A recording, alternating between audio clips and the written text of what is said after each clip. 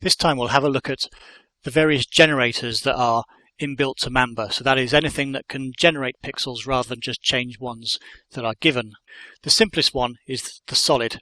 It's basically just a solid color generator. So of course we can set our color by putting in values into here, which of course we can animate on a curve, or we can pick it here or set on any of the sliders. If we want to pick a particular color from a scene, we can just double click the scene, single click our solid generator, because that keeps this image up in the viewer but gives us controls to the solid, and then we can just go and pick a color. There's two modes of viewing these displays. The normal mode is that we see the proper sliders, so for example 0 to 100% of red. Alternatively, we can put it into the WYSIWYG way of looking at it, where we see what effect our change will have on the color. We can store preset colors just by clicking an empty position, and of course recall them by just clicking on them. One thing to watch out with the solid color is by default it appears to be black. Well, it's true in the RGB channels. Actually it's transparent and black. So if you're ever compositing solid over something and wonder why it's not there, it's because this alpha channel defaults to 0. The next generator is grade. On first sight it just gives a white frame. Actually it's effectively 4 solids, one in each corner, because each individual corner has its own color generator. So you can use it to create graduated backgrounds. It's quite useful for creating infills as well, because the pick color works. So for example, if I were trying to replicate this background, I might pick the colors for each corner, one corner at a time. And then that will give me a graduated image that loosely matches the gradation of that background. The next generators, circle and stripe, well actually they're effectively from the wipe library, because if you pick a wipe and don't give it any inputs, rather than transition between two pictures, it'll just give you a white on black image of what the pattern would be. So a lot of them are quite useful in general compositing.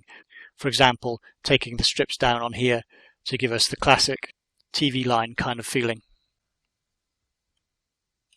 There's also a wave generator. So this generates concentric circles that we could then use to drive other effects, and you can change the position and the wavelength and so on. Noise is quite a useful effect.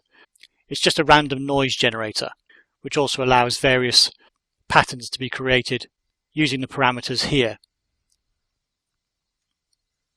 There are two modes of operation, normal and plasma. Plasma has sharper peaks. To make a randomly changing pattern, we just animate the seed, because each number will generate a completely different pattern. But if we want the pattern rather to gently evolve, then that's what we can use a cycle for. We can also infinitely pan left and right or up and down. So this noise pattern generator is very useful for generating everything from grain through to bump maps and texture patterns and all that sort of stuff. A slight variation on noise is fractal. So fractal gives a slightly more foggy kind of a look.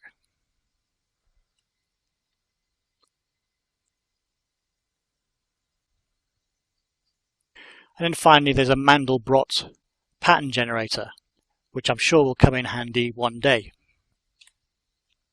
In general, the noise patterns can be used for all sorts of creation of textures and so on. So for example, to combine a color field using a bump map,